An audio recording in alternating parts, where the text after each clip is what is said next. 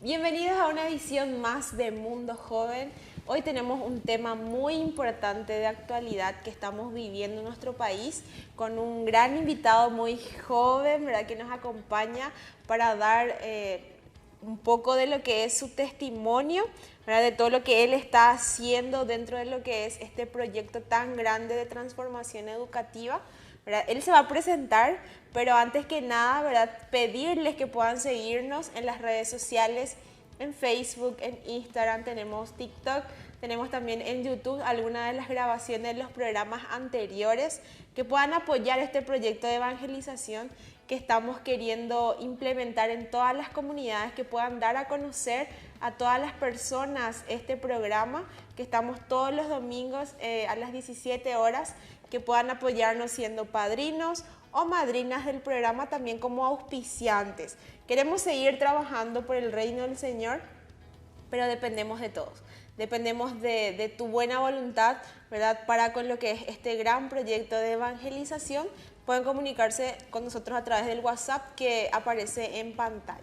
Ahora sí, le damos la bienvenida a este joven invitado, ¿verdad?, líder y trabajador de todo lo que es la educación, la buena educación para todos los jóvenes del país. ¿Cómo estás? ¿Cómo estás? Espectacular. ¿Tu nombre? Bueno, ¿qué tal, Mariana? Yo soy Víctor Sosa, yo soy estudiante del Colegio Cristo Rey y soy el coordinador del Frente Nacional de Estudiantes Católicos, más conocido como FRENDEC por sus siglas. Estoy en el tercer año en el bachiller técnico en Administración de Negocios y este año ya evidentemente termino. Este año terminaste. Ya termino. ¿Y cómo fue para que vos te interiorices en todo lo que es el proyecto de transformación educativa? Bueno, fue algo bastante curioso, ¿verdad? Un amigo de un grupo, ¿verdad?, de debate y tal cosa, me había contactado, ¿verdad?, porque sabía mi habilidad así para la oratoria, el debate, lo que sea, ¿verdad? Y buscaba así un voluntario para entrar a un gremio estudiantil católico, ¿verdad?, para tener una voz en la mesa de trabajo estudiantil, que es la mesa donde participan los jóvenes en lo que es transformación educativa, donde están todos los gremios grandes, ya sea FENAE, UNEPI, la ONE, SENACRE y compañía. Y para tener un poco más de pluralidad en el discurso, querían una voz que represente a los colegios católicos. Y entonces accedí, ¿verdad? Me parecía algo entretenido, ¿verdad? Y dije, bueno, vamos allá. Tomaste el desafío. Tomé el desafío, ¿verdad? En ese momento se puede decir, antes que nada por unas razones políticas, antes que religiosas. Pero luego, con el proceso, con el tiempo que fui pasando en el gremio, pude sentir esa presencia de Dios, ¿verdad?, de Jesús, y pude saber que mi causa es más allá de una causa laica o política.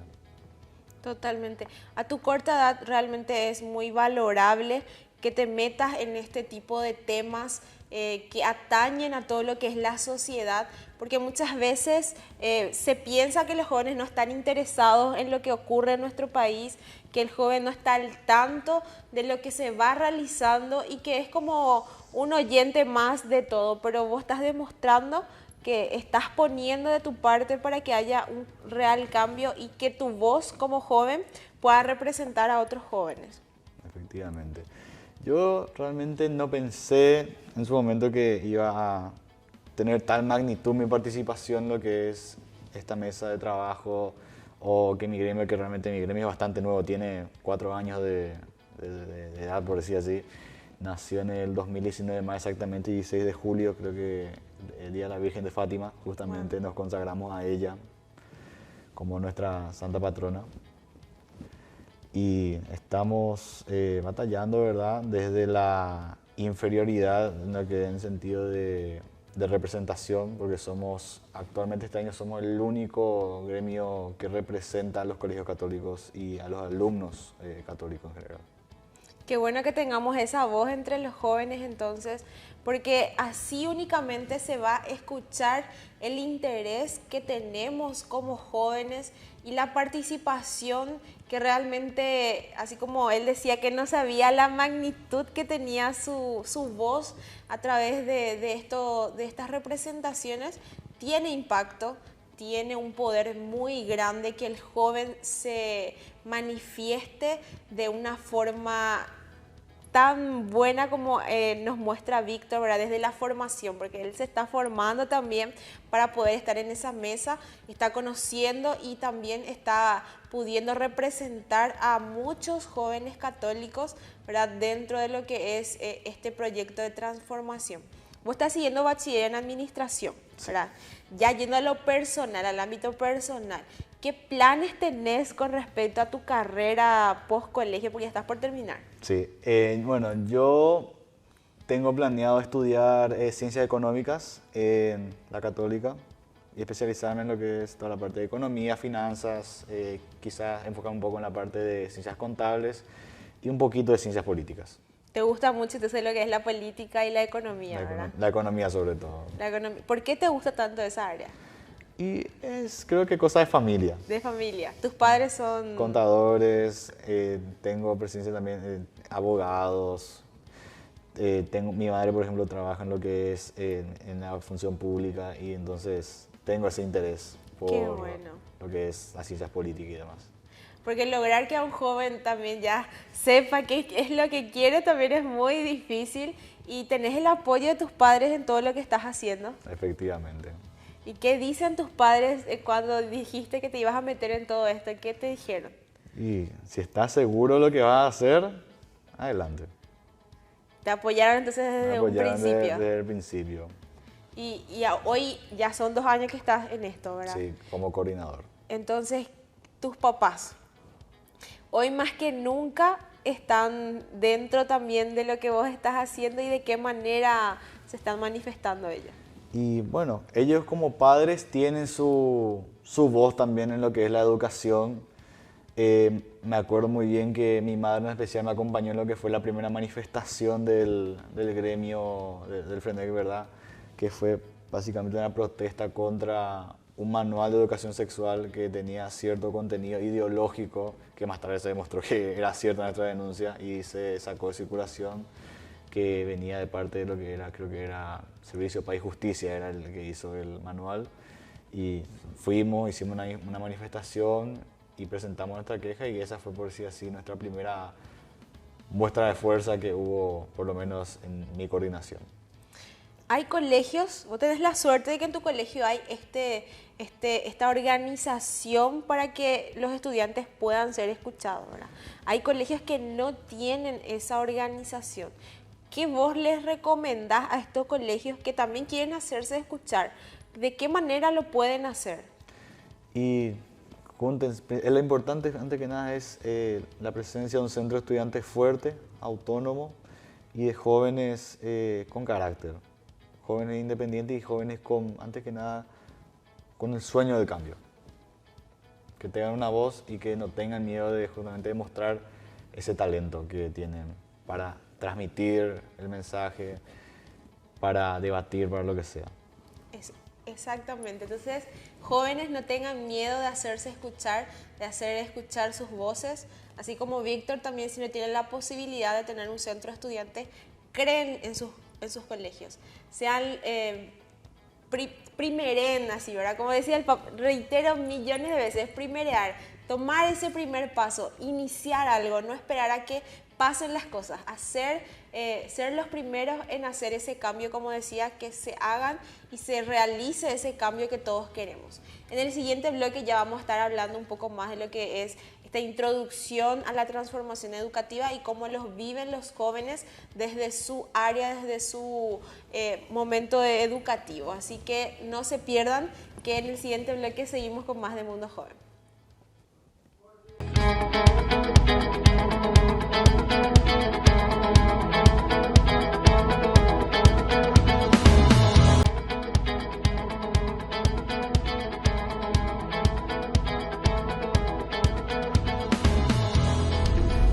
va a contar de dónde sale todo lo que es este tema de la transformación educativa. Víctor, ¿puedes contarnos un poco? Bueno, Macarena, el tema es el siguiente.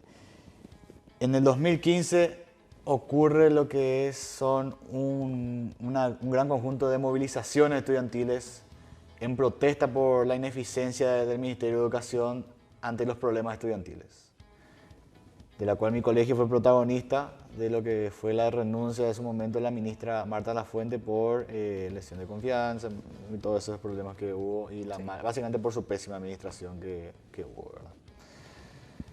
En el 2016 se crea lo que se hace llamar la revolución educativa aquí, donde los gremios principales más grandes actualmente, que son FENADES, UNEPI y la ONU en ese momento, hacen una gran movilización a nivel nacional y toman medidas bastante drásticas, que son, por ejemplo, con las tomas de colegio. En una semana se llegaron a tomar, creo que más de 160 colegios, en protesta a no escuchar la voz del estudiantado, por decir así, y que el MEC, de una forma autoritaria y con una fatal arrogancia, intenta, por decir así, solucionar los problemas del estudiantado sin saber verdaderamente cuál es el problema. Por decir así, adivinar qué es lo que necesita. Y es ahí donde en 2017 surge la idea de transformación educativa. Una mesa de trabajo donde estarían los estudiantes, los funcionarios, los docentes y los padres en un nuevo manual para crear un nuevo programa para la educación del país. Y desde esa reunión que tuvieron, ¿cuáles eran los objetivos que se plantearon para esa transformación educativa? Bueno, transformación educativa tiene aproximadamente 9 políticas. No me acuerdo exactamente de todas, pero tiene que ver con formación docente, familia, tecnología, gestión educativa, materiales escolares, entre otros que no me acuerdo. Básicamente cubre todos los ámbitos de alimentación, kit escolar, boleto estudiantil. Por ejemplo, mi gremio, que ingresó en el 2019 recién, en el 2017 había iniciado ya el proceso de charlas, ¿verdad? Las charlas, la mesa de trabajo estudiantil, los foros y compañía. En el 2019 nace el Frente Nacional de Estudiantes Católicos y entra en la mesa de trabajo estudiantil, en la mesa técnica, como le decíamos, la mesa temática. Entonces, en esa mesa, bueno, todos los puntos son muy buenos para lo que necesita la educación hoy en día. ¿En qué momento eso toma un cambio o en qué momento se meten temas que realmente no tienen que ver con la transformación educativa? Bueno, el conflicto, según estamos analizando ahora, vino desde el inicio, con lo que sería la presencia de unos enfoques que vamos a hablar más adelante, que causaron cierto problema entre lo que son con los grupos de padres principalmente, que creen que tiene ciertas tendencias ideológicas de por medio, que realmente no buscan así un bien objetivo hacia la educación, sino más bien un objetivo político e ideológico. Porque cuando se habla de transformación educativa, uno realmente no se espera que se cambien ciertos parámetros, porque la educación se basa en lo que es la ciencia, ¿verdad? En todo lo que es todo el ámbito científico y que todo lo que eso implica, ¿verdad? La malla curricular, todos los planteamientos dentro de la educación realmente sean para mejorar e implementar las competencias de los estudiantes. Entonces vos me decís que eso nació desde los padres. Entonces todas esas inquietudes tienen que ver mucho con los padres. ¿Cómo fue para que se diera todo eso?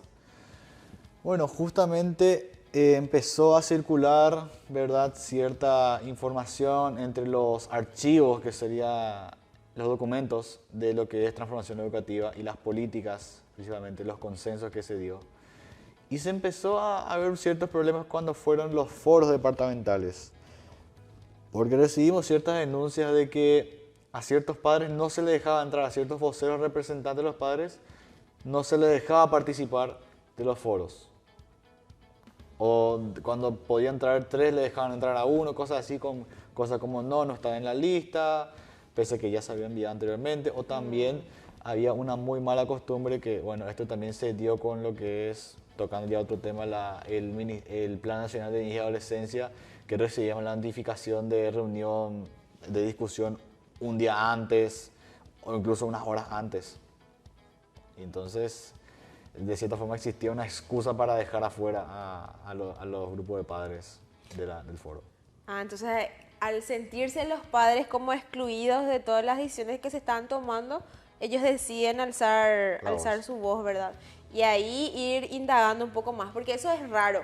¿Cómo no van a involucrar a los padres si dentro de los puntos de las políticas de la transformación incluye a la familia, ¿verdad? Como punto de partida para lo que es la verdadera transformación educativa, que sí o sí depende de la familia para que se cumplan todos los puntos y todos los parámetros para lo que es la educación.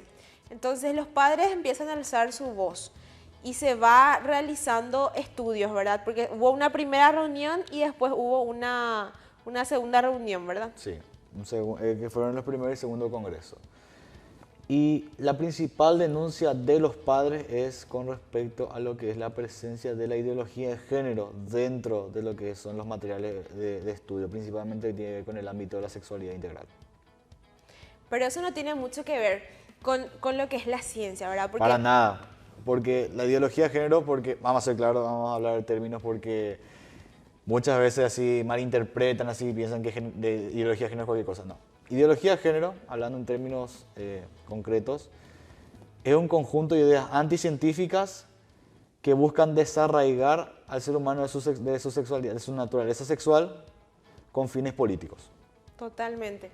Y eso es un poco de lo que muchas personas, yo sé que dentro de nuestra sociedad hay muchas familias, ¿verdad? Que tienen, en sus familias tienen personas que son con esas tendencias. Claro. Entonces, como todo hoy pasa por la discriminación, entonces algo que está en contra de lo que ellos creen, ya estamos discriminando. Siendo que no es así, no es todo discriminación, ¿verdad? No, de hecho, el problema no es con aquellos individuos, para nada. Ellos son, incluso, puedo decir que en el gremio hay gente con ciertas tendencias también, ¿verdad?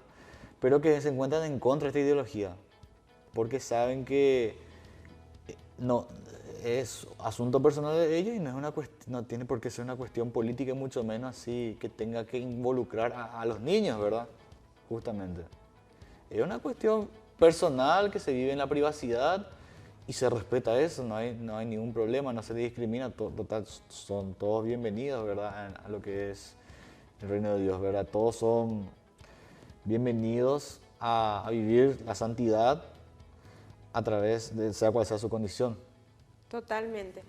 Entonces, en el siguiente bloque no nos va a quedar muy corto el programa de hoy para poder hablar de todo lo que es esta transformación educativa y realmente cuál es el objetivo de la lucha que están realizando los padres y los estudiantes para que esto se realice de la forma correcta en la que deben realizarse. Así que no se pierdan, que seguimos con más en el siguiente bloque de Mundo Joven.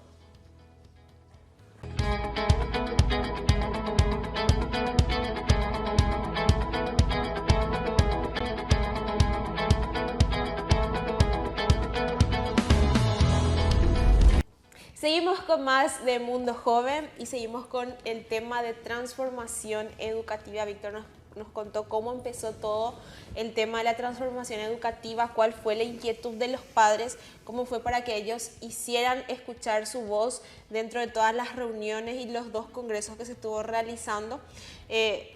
Al leer lo que es la propuesta, a simple vista, no se encuentra mucho por objetar, ¿verdad? Claro. Donde está el pero, que muchas familias, ¿verdad?, se entiende, es en el contenido que quieren desarrollar con los niños y qué es lo que quieren fomentar dentro de lo que es la educación. Claro. Bueno, el asunto es el siguiente. Si bien es cierto que no está explícitamente escrito en lo que es el documento de transformación educativa la palabra ideología de género, como dijo el ministro, tiene razón, está expreso en lo que son los eufemismos. Porque esta es la táctica que siempre usan estos grupos, que ellos no atacan de forma frontal. Ellos usan eufemismos para engañar y para meter el contenido que ellos desean implementar, ¿verdad? Y ese es el ejemplo de lo que son los enfoques de transformación educativa, los enfoques transversales, que en la queja de los padres hay dos en general, que son el enfoque de derechos y el enfoque de interculturalidad. En el enfoque de derechos ya es un doble filo porque también está entre lo que sería el enfoque de género. Y vamos a hablar un poco de eso. Enfoque de derechos. Suena algo lindo, ¿verdad? Efectivamente, se habla de los derechos del niño y todo eso, perfecto. Pero ¿cuál es el tema? Que habla de lo que son la autonomía progresiva a nivel jurídico de los niños. ¿Qué es eso? Básicamente que los niños tienen una autonomía y habilidad de decisión según va pasando su edad. Es correcto, perfecto. Pero ¿hasta qué punto? Porque lo que normalmente está promoviendo ese enfoque es a darle casi los mismos derechos y obligaciones a un niño que a un adulto. Y eso es un poco descabellado si lo ven así, porque un niño no puede tener, por ejemplo, derechos políticos, ponerlo así. Creo que un niño no puede votar, por ejemplo. O otro ejemplo es, que es bastante más controversial, hablando de derechos sexuales y reproductivos de lo que son las infancias.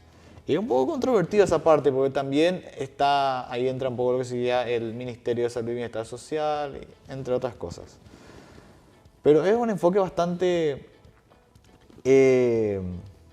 problemático, porque da la oportunidad a situaciones complejas dentro de la familia por darle tanto peso, o sea, a los hombros de un niño con lo que son estos derechos y obligaciones a la altura de un adulto, cosa que no da por una cuestión de madurez, ¿verdad? Como por ejemplo, hay varios casos de Estados Unidos que ya está con este enfoque. En la ciudad de California, por ejemplo, hubo un caso de una joven de 15, 16 años que se había escapado de casa, se fue con un novio de 20, 21 años y regresó a casa completamente drogada, en un estado etílico.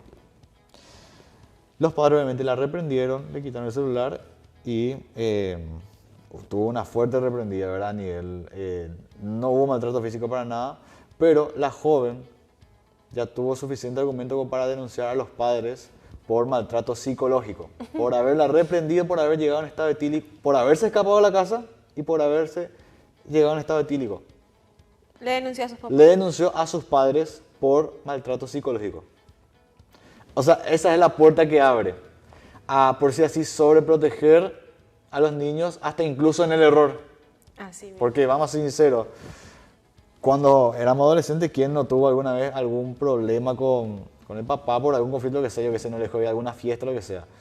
Imagínate darle el poder hasta incluso de denunciarle por, yo que sé, por derecho de recreación, por violentar supuestamente los derechos del niño.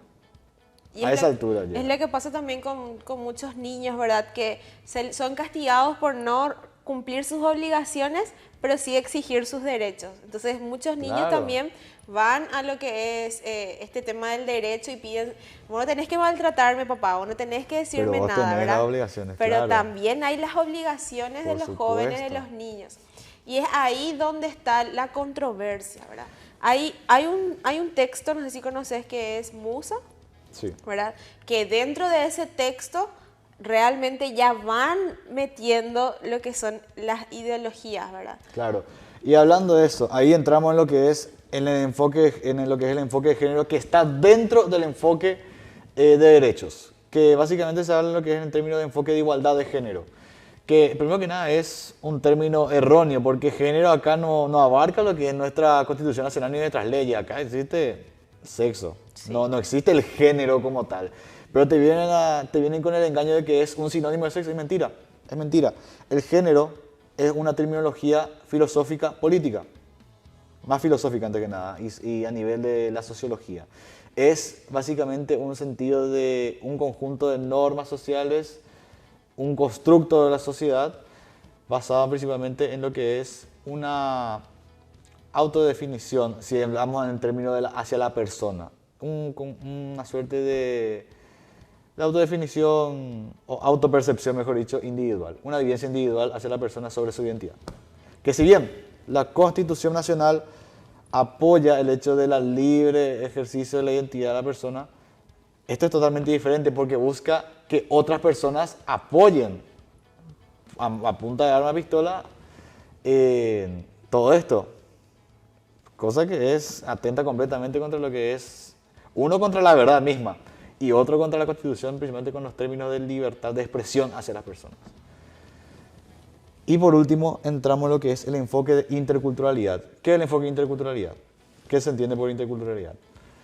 Habla de lo que son los ámbitos culturales amplios, en lo que es la diversidad, que son, tiene que ver con la etnia, con la raza, con el lenguaje, con el ámbito del campesino y el ámbito de los campesinos y la ciudad, cosas así. Pero entre ellos entra lo que es, según el manual mismo, como intercultural, las orientaciones sexuales diversas.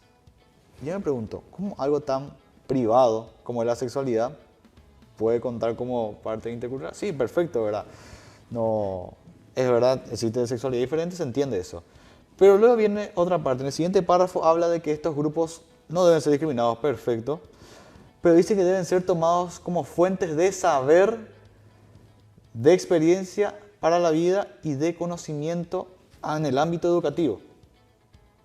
Recordando nuevamente la parte de que entran los grupos de orientaciones sexuales diversas, no entiendo qué puede enseñarle así como fuente de conocimiento, ¿verdad? A los jóvenes, ¿verdad? Hablando honestamente. Entiendo la parte de las etnias, los grupos indígenas, entiendo la parte de los países, entiendo la parte de la vida del campo y la ciudad, pero algo tan íntimo como la sexualidad, ¿qué hay de fuente de saber o fuente de vida? Totalmente, atenta totalmente contra lo que es la ciencia, de la antropología del cuerpo, de la fisiología. No tiene nada que ver con lo que las ciencias nos enseñan dentro de lo que implica la educación, porque la educación se basa en las ciencias y no puede enseñar algo que esté en desacuerdo con eso. Claro. Bueno, quisiéramos seguir hablando de esto, ¿verdad? Se volvió muy interesante, pero en el siguiente bloque vamos a hacer un resumen general y un mensaje para toda la familia, así que no se pierdan, que volvemos con más de Mundo Joven.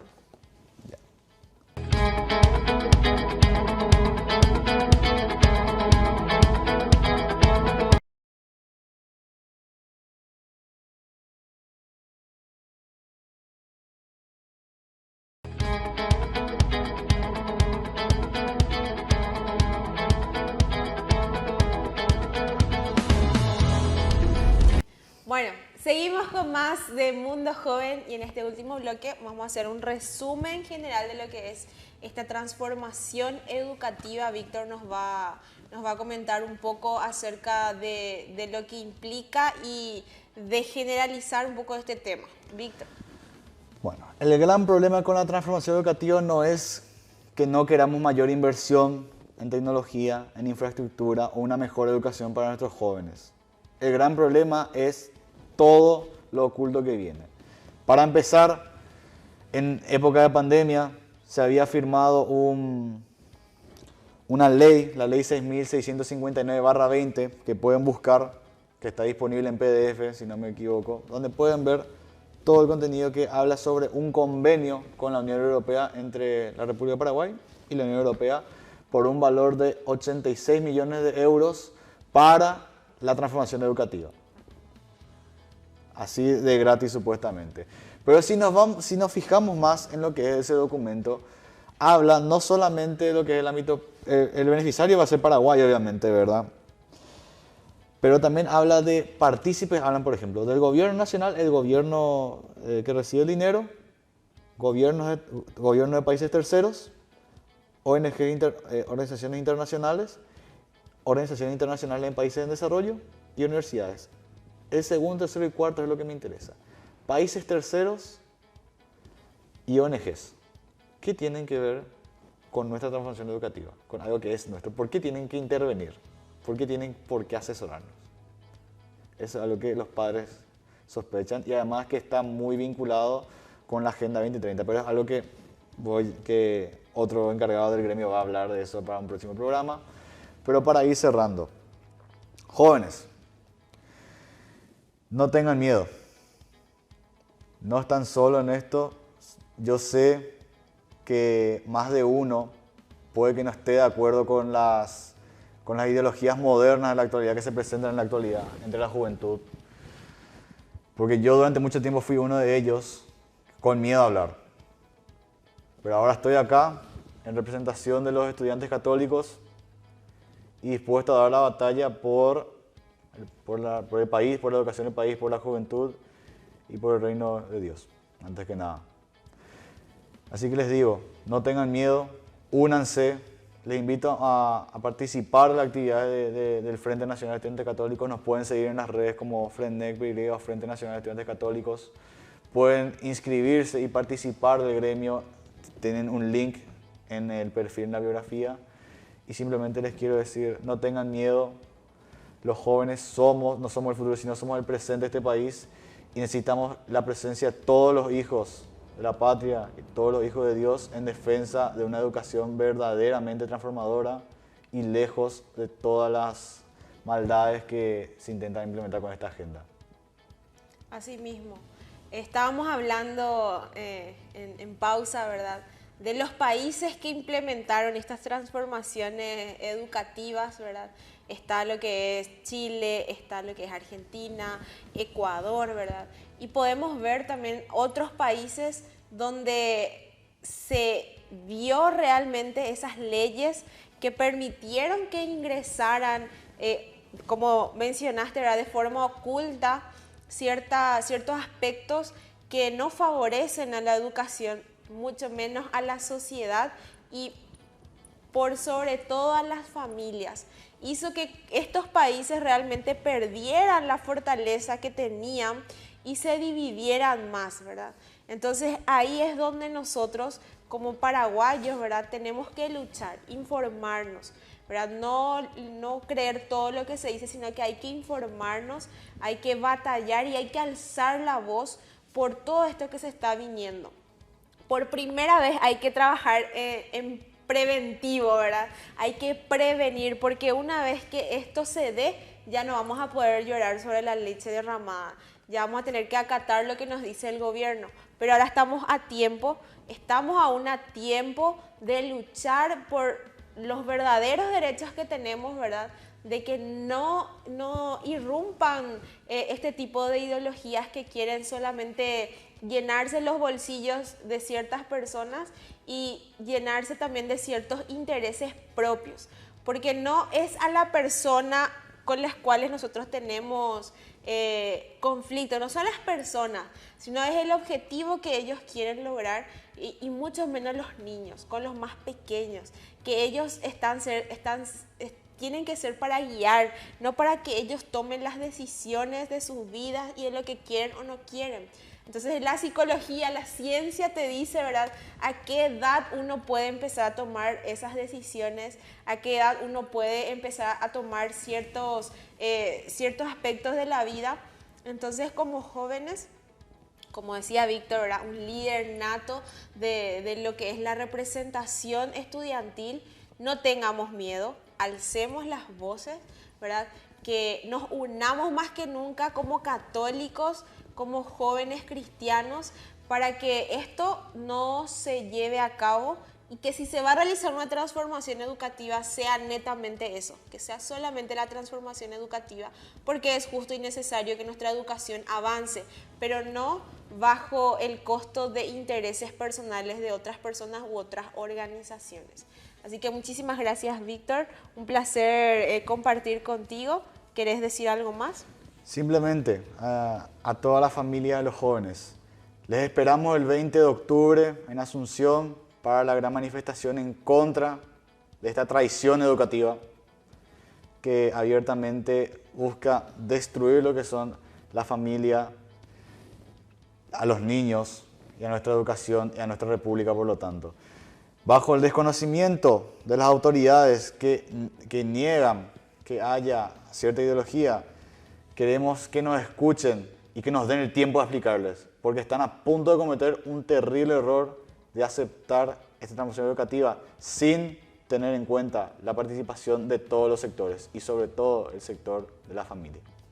el 20 de octubre, ¿en dónde va a ser esta marcha? Sería en Asunción, estaríamos reuniéndonos en la Plaza de la Democracia más o menos. Estamos entre Plaza de la Democracia y Plaza Uruguaya, pero tenemos la idea de caminar hasta el MEC, así que Plaza de la ¿Desde Democracia. qué horas? Estamos todavía en vinculación con la hora, pero sería más o menos a la mañana. Pero el Por la 20 de octubre es asegurado la fecha. Seguiremos dando más información, estén al tanto en lo que son de nuestro gremio, estaríamos dando información al respecto. Y nada, esperamos que participen. Van a estar viniendo familias, estudiantes de todos lados del país.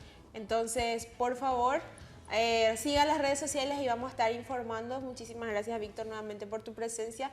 Es muy importante que hablemos de estos temas y vamos a seguir hablando más adelante también de lo que es la Agenda 2030, ¿verdad? Y de muchos temas que atañen a nuestro país, porque no solamente es todo el ámbito espiritual, sino que también tiene que ver nuestra responsabilidad ciudadana como cristianos. Así que no se pierdan de las siguientes emisiones de Mundo Joven.